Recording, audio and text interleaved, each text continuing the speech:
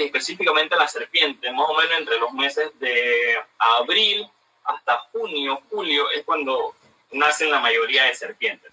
Y tiene una razón de ser. Obviamente hay mucha más disponibilidad de presas porque están naciendo otros animales, hay más disponibilidad de comida en el caso de roedores, anfibios también hay más, pequeños reptiles como lagartijas también suelen nacer en la época donde inicia la época lluviosa. Entonces, por eso que en esta época es mucho más frecuente que podamos encontrar cerca de nuestras casas serpientes, como son boas, X, que es una serpiente venenosa, que vamos a hablar día más adelante. Entonces son animales que vamos a encontrarnos siempre cerca de nuestras viviendas. Y luego tenemos algunas otras especies que son muy comunes cerca de áreas residenciales, como la serpiente ojo de gato, que suelo mencionarla siempre, la serpiente que más machete recibe, porque es una serpiente muy común, inofensiva y que suele estar cerca de las casas. Entonces, para hablar un poquito de Panamá, en el caso de las serpientes, vamos a ver las generalidades primero. Las serpientes son reptiles ápodos, que significa que carecen de extremidades. Y estos cuentan con una lengua bífida que le permite sentir, es un sensor químico. Pueden sentir las partículas de olor, entran al paladar de la boca y algo que se llama órgano de Jacobson, que lo que hace es distinguir o procesar los olores y saber en qué dirección viene, y esa es la razón que sea bífida. Depende del lugar de la lengua donde se adhieran las moléculas, pueden discernir en qué posición viene. Y también si es un depredador o es una potencial presa. ¿De qué se alimentan las serpientes? Las serpientes tienen, cuando hablamos en un grupo muy diverso, y hay serpientes tan pequeñas que miden unos cuantos centímetros y otras muy grandes que pueden alcanzar hasta los 9 metros de largo. Se voy a hacer una pregunta para que saben cuál es. Entonces hay una gran diversidad de presas. Todas son depredadoras. Todas se alimentan de otro organismo vivo. Ninguna es vegetariana ni frugívora. Todas se alimentan de otro organismo vivo. Y de cosas tan pequeñas como huevos de hormiga hasta cosas tan grandes como pequeños venados, por ejemplo, o capibaras en el caso de la anaconda. Y pueden depredar presas bastante grandes. Su historia natural se sabe muy poco del origen evolutivo de las serpientes. O sea, hay una ramificación de que si bien tenían un origen acuático, evolucionaron en el agua, perdieron las extremidades ahí y volvieron a la tierra, o los lagartos, que es lo más aceptado, empezaron a perder sus extremidades en el hecho de vivir en madrigueras y demás, y la serpiente tiene un origen viniendo de ahí. De esto, ¿por qué, aunque hay registros o algunas señales que apuntan en esa dirección, por qué no se está tan seguro? Porque hay muy pocos registros fósiles que puedan hablarnos sobre el linaje evolutivo de las serpientes. Y es que fosilizarse, o sea, tener registros fósiles no es tan fácil como se cree. Hay que tener ciertas circunstancias para que un organismo pueda fosilizarse y perdurar por millones de años. En el caso de la parte donde estas evolucionaron de los lagartos, tenemos que registro como una cintura pélvica, en algunas serpientes como boas, pitones, anacondas se ve bastante bien. Es lo que se llaman los espolones, que están justo al lado de la cloaca. La cloaca es el lugar donde defecan y se reproducen, hacen todo por un solo agujero, igual que los peces y las aves. Tienen un vestigio donde lo que se presume que eran las patas que se atrofiaron. Sin embargo, esta característica de perder las extremidades las ayudó a colonizar literalmente todos los continentes y casi todos los tipos de hábitat. Pareciera ser una dificultad y ha sido su mayor beneficio. Son muy buenas nadadoras, muchas especies son expertas trepando árboles, tienen hábitos semiarborícolas o arborícolas completamente. Hay unas que tienen hábitos fosorios, o sea, hay una gran diversidad de serpientes en el mundo. En nuestra historia cultural, muchas veces depende de dónde hayas nacido, tu percepción hacia las serpientes. En todo el mundo occidental que hemos sido influenciados por las regiones abramánicas, ya que creen en el Dios de Abraham, como lo que es el cristianismo, el judaísmo y el islam, la serpiente es asociada con un ser del mal, un ser que Dios castigó por ser la que provocó el pecado original, hablando de Adán y Eva cuando la sedujeron en el Edén. Interesante es que cuando uno lee la Biblia, no menciona que el diablo tomó forma de serpiente, sino es que la serpiente sedujo a Eva para que tomara el fruto prohibido en el Edén. Y interesante es que la misma Biblia menciona que la serpiente era el animal más astuto que Dios había creado y se diferenciaba del resto. Entonces esto es como interesante y curioso. Y si seguimos leyendo la Biblia, en Éxodo Y en Números, en Éxodo habla cuando Dios mandó a Moisés y Aarón a que echaran la vara frente a Faraón para mostrar su poder. En este caso, si recuerdan, Aarón echó la vara, se transformó en serpiente y se comió las serpientes de los brujos de Faraón. Y más adelante en Números la utiliza para castigar a su pueblo cuando le manda serpientes abrasadoras, si mal no recuerdo lo que dice textualmente, y estas mordían a la gente y la gente moría, porque estaban en pecado. No recuerdo bien qué pecado era, pero entonces lo que hizo el pueblo se había rebelado contra Dios. Ya después que estaban viendo de que Dios lo estaba castigando, hablaron con Moisés para que intercediera frente a Dios. Entonces le dijo, bueno, el pueblo está arrepentido, queremos que pare el castigo. Entonces Dios lo que le mandó a Moisés fue que hiciera una serpiente de barro y que la pusiera en el centro del pueblo. Y todo aquel que fuera mordido miraría a la serpiente y sería salvo, o se curaría. Entonces, como la primera manifestación de un suero antifídico, por llamarlo de alguna manera. Y es interesante porque entonces tenemos una revelación de que en la misma Biblia habla de la serpiente siendo el animal más astuto y la promotora del pecado original. Dios la castiga, pero más adelante, en la propia Biblia, Dios utiliza a la serpiente como símbolo de su poder y para castigar a su pueblo. Entonces, no todo es malo y no todo es lo que nos dio falta leer un poquito para entenderlo. Y luego tenemos la parte evolutiva, porque esa es la parte religiosa y cultural que nos ha afectado a nosotros como mundo occidental. Y luego tenemos la parte evolutiva, donde tenemos una historia natural de 60 millones de años de coevolución de las serpientes venenosas con los primeros primates o nuestros antecesores primates. Estos coevolucionaron en parte de África y Asia y lo hicieron en el mismo momento evolutivo en que las serpientes empezaron a desarrollar veneno. ¿Qué quiere decir esto? De que aquellos animales en aquel momento que aprendieron a temerle a las serpientes tenían mayor probabilidad de sobrevivir. Y esos genes se fueron transmitiendo de generación en generación por los últimos 60 millones de años y toda la historia evolutiva. Hay pruebas de eso, hay algunos estudios muy interesantes de cómo se estudió la parte del miedo natural o innato que le tenemos a las serpientes. Y aunque las pruebas en humanos no son concluyentes, he leído muchos artículos de eso porque me parece un tema muy, muy interesante, la interacción que tenemos. Se cree que hay una parte innata que está ya fijada en nuestros genes y tenemos la predisposición para temerles muy fácilmente. ¿Qué significa esto? En un bebé, creo que los estudios se hicieron con bebés de 6 meses de edad que nunca tuvieron contacto con ninguna serpiente, no le temían a la primera, pero apenas recibían el primer estímulo negativo, en el caso de los padres o algo en el entorno, aprendían a temerles de inmediato. Entonces tenemos una predisposición a temer a la serpiente y es algo natural porque nos ayuda a sobrevivir. Ciertamente hay muchas especies que pueden matar a una persona en el caso de los venenos. Entonces tenemos algo en nuestros genes que nos dice, hey, eso es peligroso, no te acerques porque puede matarte. Entonces es muy, muy interesante esa parte y es lo que menciono sobre la historia cultural, que va a depender muchísimo sobre dónde nazca. Porque, por ejemplo, en la India o en algunas otras religiones, las serpientes son asociadas a seres o a deidades. Entonces crecen pensando que no deben hacerle daño, aunque maten personas. En el caso de las cobras, por ejemplo, que en India causan gran cantidad de muertes, pero son asociadas a deidades y no las ven como un símbolo del mal, ni las matan por ignorancia.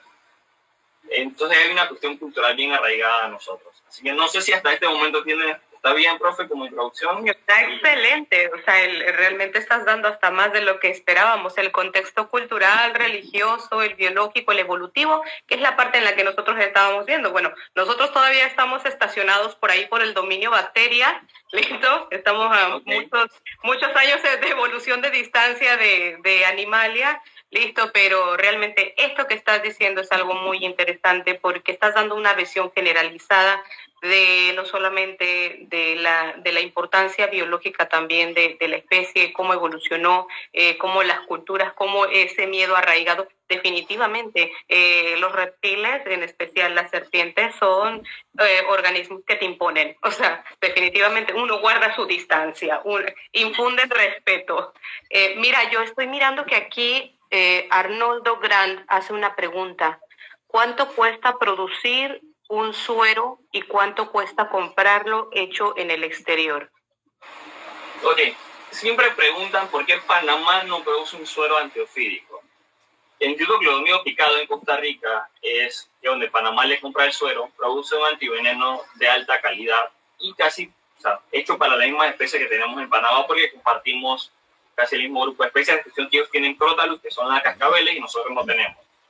De ahí aparte, la serpiente que mayor accidentes causa en ambos países, ellos le llaman terciopelo, nosotros la conocemos como X, que es la Water Asper. Entonces, el veneno tiene mayor composición de esto y neutraliza o funciona bien para la especie de Panamá porque la compartimos. Entonces, fabricar un antiveneno cuesta millones de dólares. Necesitas unas instalaciones grandes, un equipo capacitado, que en Panamá lo hay para hacerlo, pero no tiene sentido invertir tanto si podemos comprarle a nuestro vecino y en general en verdad saldría mucho más barato. Creo que al Estado, y si mal no recuerdo, le cuesta $28 cada ampolla de antiveneno. En un caso de accidente leve, normalmente, no soy médico, pero más o menos conozco el protocolo, te ponen 5 ampollas para estabilizarte. Depende de cómo evolucione el paciente, entonces te aplican más, o depende del lugar donde haya mordido. Eso varía un montón. O sea, no puedes decir que todos los accidentes son iguales, aunque te muerda la misma serpiente, la misma especie. ¿De qué varía esto? Varía de la edad de la persona, el estado físico, si tiene alguna patología previa como diabetes, hipertensión, algo que pueda, problemas de coagulación, algo que pueda complicar el envenenamiento. También depende del lugar donde te mordió, porque no es lo mismo que te muerda en una mano, por ejemplo, en una extremidad, a que te muerda en el pecho o en la cara, donde hay órganos vitales y obviamente el nivel de afectación va a ser mucho más rápido. También depende de la edad de la serpiente, porque no es lo mismo que te muerda una X bebé o juvenil que te muerde un adulto. Es lo que se llama ontogenia del veneno. Bueno, ontogenia es las variaciones que tienen individuos de jóvenes adultos. Pero en el caso de las variaciones ontogénicas del veneno, se sabe que hay proteínas, o la composición del veneno es distinta cuando son juveniles, en el caso de las X, que es la serpiente que más se estudia porque es la que más accidentes causa, a un adulto. Por ejemplo, en una cría o un juvenil, el veneno suele ser más hemotóxico, ataca principalmente la sangre. Y en un adulto, el veneno suele ser más miotóxico, ataca principalmente los músculos. Pero la acción del veneno es diferente y puede complicar mucho más un veneno hemotóxico que un veneno miotóxico, que da más tiempo de llegar a una atención médica. Entonces, eso varía muchísimo. Entonces, no tiene sentido, la verdad, pensar en producir en Panamá cuando tenemos un suero que funciona bien y de alta calidad al lado. Entonces, vamos a poner que en personal, presupuesto, mantener el sitio, tener todos los permisos, la extracción de veneno, te va a costar muchísimo más producirlo para lo que necesitas que comprarlo. ¿Qué hace Clodomiro? Clodomiro no solo le vende a Panamá, le vende a casi todos los países de la región, y no sé si porque en Brasil Butantan lo hace, le vende incluso suero a África. Se pueden palear la producción y cubrir los costos y quizás generar algo de ganancia para el Estado porque venden. La forma que Panamá sería competitivo cuando ya ellos tienen más de 50 años produciendo es que tengas una oferta diferente o un mercado donde puedas exportar, porque si no te va a salir muy costoso hacerlo. O sea, la verdad que no es viable, por eso no se ha hecho. Diferente a lo que pasa con escorpiones, de que es una necesidad de salud pública del país. O sea, Panamá no tiene un suero específico y Venezuela, que es el que produce, hay una especie en Panamá que es endémica, que esto significa que solo habita en Panamá, bueno, es un endemismo regional porque se ha dedicado en la parte fronteriza con Costa Rica.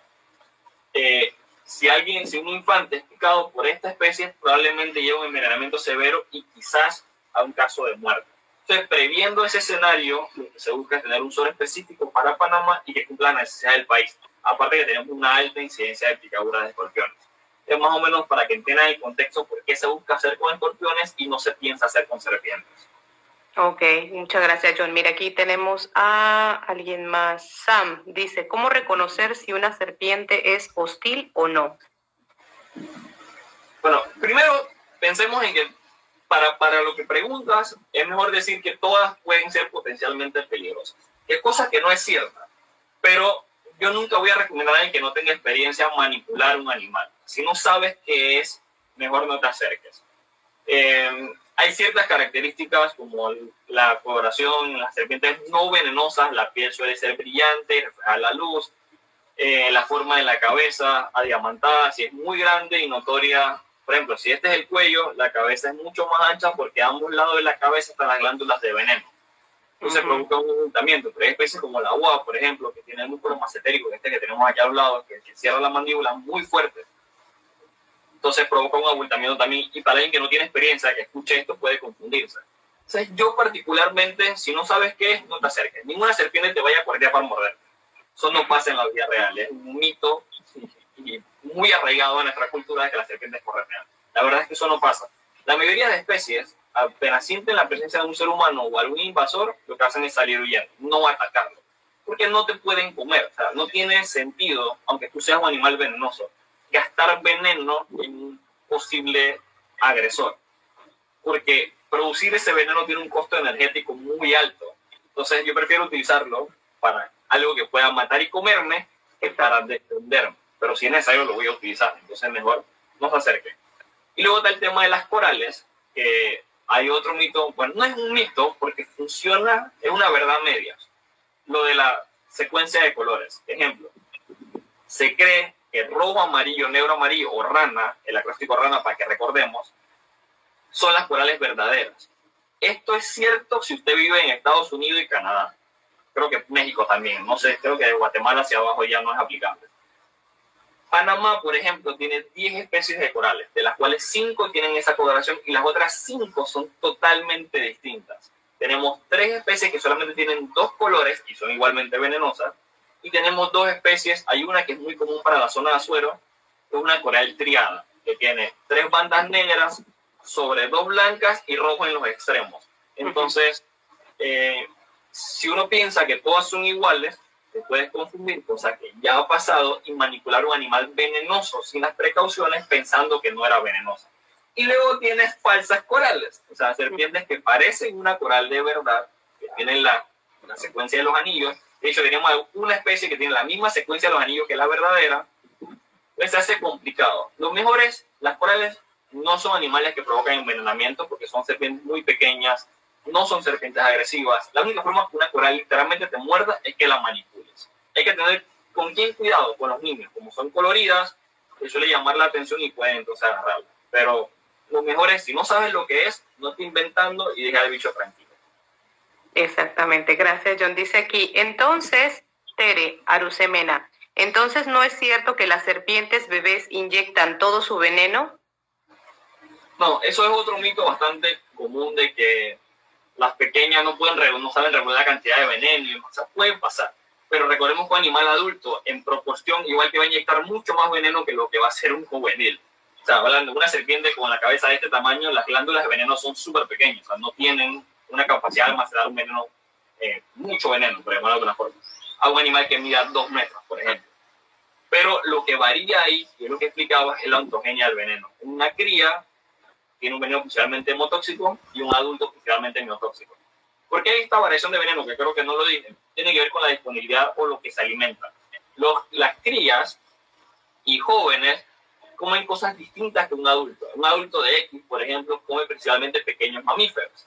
En el caso de las crías y juveniles, se alimentan casi de lo que puedan cazar. Pequeños vertebrados como ranas, lagartijas y uno que otro roedor que puedan comerse. Entonces hay una variación de la acción del veneno según la edad del animal, principalmente por lo que se alimenta. Claro. Mira, dice aquí, Yamaris nos dice, en mi casa esta mañana apareció una serpiente bebé, pero no la vimos como una amenaza, era muy pequeña, qué bueno. Dice, y relaciono esta pregunta, dice, ¿qué haríamos? Dice, pero en este momento de pandemia, ¿cómo haríamos? ¿Qué es lo primero que debemos hacer? Bueno, si te encuentras una serpiente en casa, nosotros normalmente hacemos rescate cuando podemos y si el animal es peligroso. ¿Por qué digo esto? Porque antes solíamos acudir al llamado que hacía todo el mundo. O sea, el llamado de una serpiente en mi casa, yo de mi dinero, de mi tiempo, yo iba a buscarla. Después entendí que eso no estaba bien porque vivimos en Panamá y es común que encontremos serpientes. Es más fácil explicarle a la gente, hey, mira, esto es lo que está cerca de tu casa, te lo vas a encontrar siempre. Este animal no es venenoso, no es peligroso. En caso de la jovegato, que es lo más común. 9 de cada 10 serpientes que me preguntan qué es una jovegato. De hecho, yo podría apostar medio riñón. Antes de abrir una foto, cuando me preguntan algo, que lo que voy a ver es una hoja de gato. Es súper común. Entonces, mira, esto come ranas y lagartijas, es un animal inofensivo para seres humanos. Vas a tenerla cerca de tu casa. Está alimentando a los bichitos que hay por ahí. La verdad es que es lo que digo siempre. Toma una foto, taquilla, que tú sabes una serpiente, y déjala tranquila, es un animal inofensivo.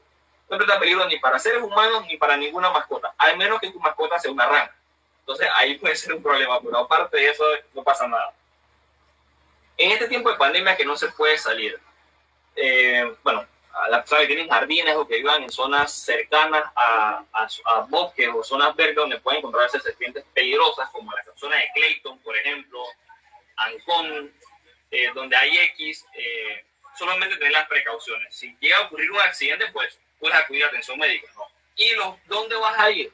A los hospitales del Estado. Nuevamente, los centros de salud del MINSA y la Caja del Seguro en un Panamá ideal deben tener suero. Entonces, son los lugares donde uno debe acudir. Los hospitales privados, creo que solamente el Hospital San Fernando tiene suero antiofídico, pero no estoy seguro. Y un envenenamiento de una clínica privada va a salir muy costoso, muy, muy costoso.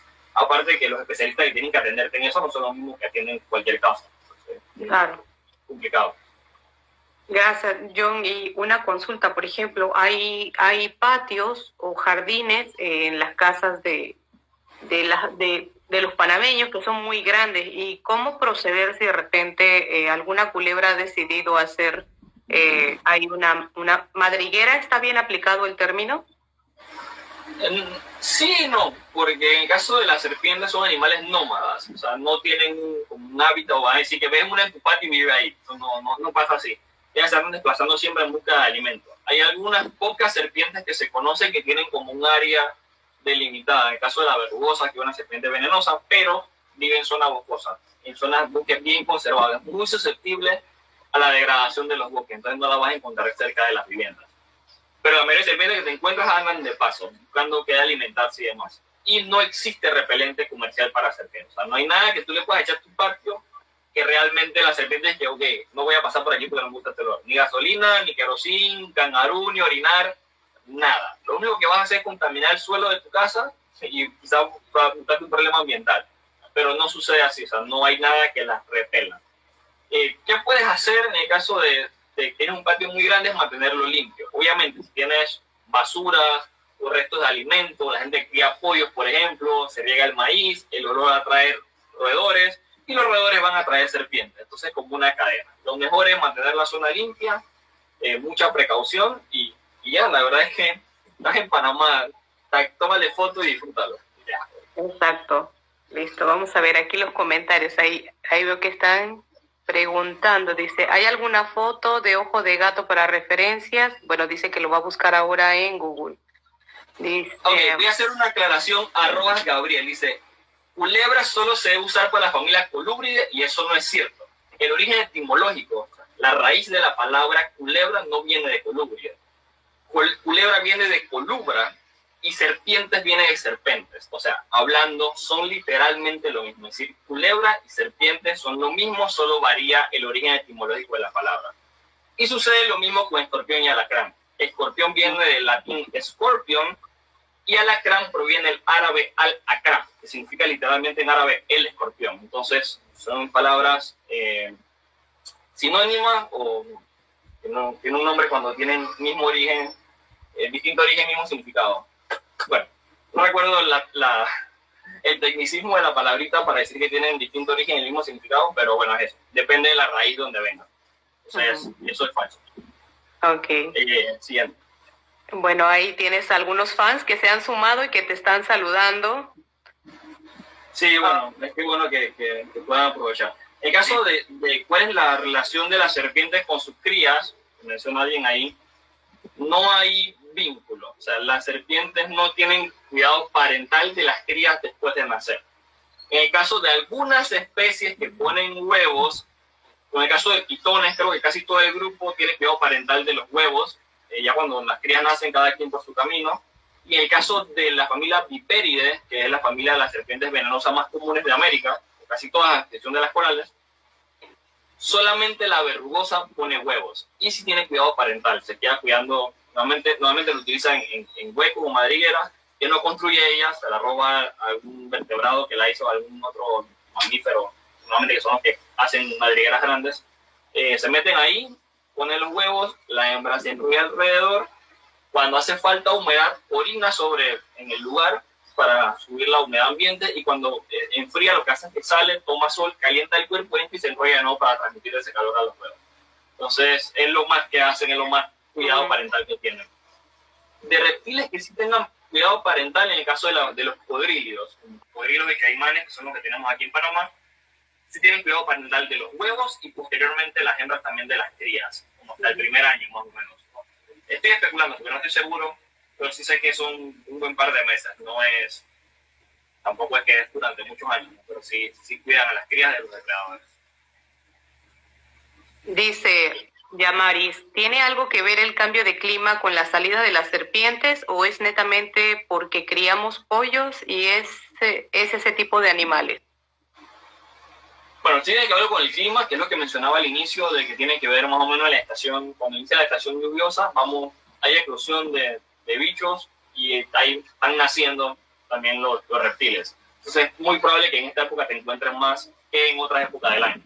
Pero si crías pollos, por ejemplo, es normal que te lleguen vos a la casa o que te lleguen otro tipo de serpientes por los pollos o por las cosas que atraen los pollos, en caso de pequeños roedores y demás. Entonces hay como un vínculo ahí.